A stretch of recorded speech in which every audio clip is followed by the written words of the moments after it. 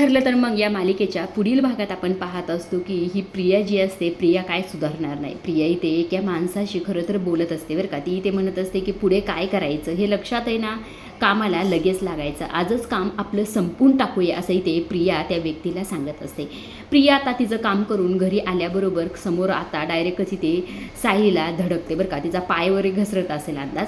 तिच्या हातातली जी काही चिठ्ठी वगैरे रिसिप असते ती खाली पडल्याबरोबर सायलीचे हे लक्षात येतं. सायली लगेच पडदेशीन त्याच्यावर पाय ठेवते. प्रियाच्या मात्र ही गोष्ट अजिबातच लक्षात आलेली नसते. इकडे सायली अक्षरशः प्रियाला धमकावतेच बरं का. ती म्हणत असते की नशीब समज आता तुला छोटे छोटे धक्के बसते, ज्या दिवशी तुला मोठा धक्का बसेल ना त्या दिवशी तुझा कणा मोडेल आणि तू कायमचं एका जागावर बसेल, उठू पण शकणार नाहीस असं इथे सायलीने म्हटल्याबरोबर प्रिया खरं तरी इथे रागारागातच तिथून निघून जाते.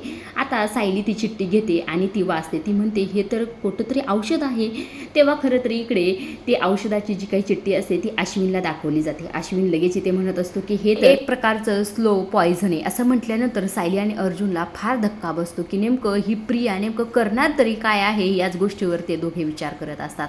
आता दुसऱ्या बाजूला खरं तरी इथे जो काही ते प्रियाला सुरुवातीला जो व्यक्ती भेटला होता तो व्यक्ती खरं तरी ते सदा आणि मैनाला कुठेतरी घेऊन जात असतो बरं का रिक्षातनं. आणि त्यांचं बोलणं खरं इकडनं आनंदीने ऐकलेलं असतं. आनंदीला दिसत वगैरे नाही बरं का, ऐकूनच ती सर्व गोष्टी ते अंदाज लावत असते. तेव्हा खरं ह्या गोष्टी जेव्हा कळतात तिला तेव्हा ती म्हणते सायली ताईला ह्या गोष्टी कळल्याच पाहिजे असं म्हणून ती सायलीला फोन करते. तेव्हा सायली म्हणते काय झालं आनंदी, बोल की. तेव्हा आनंदी म्हणते मला तुला खूप महत्त्वाची गोष्ट सांगायची आहे असं म्हणून सगळं काही ते सदा मैना आणि त्याच व्यक्तीचं बोलणं सगळं काही ते सायलीला आनंदी सांगून टाकते. प्रिया खरं तर सदा आणि मैनाला मारण्याचा विचार करत आहे बरं का. नुकताच प्रोमो रिलीज झालेला आहे. आजच्या पुरतं एवढंच. अशा डेली मालिकेच्या अपडेट जर जाणून घ्यायच्या असतील तर आपल्या चॅनलला जरूर सबस्क्राईब करा.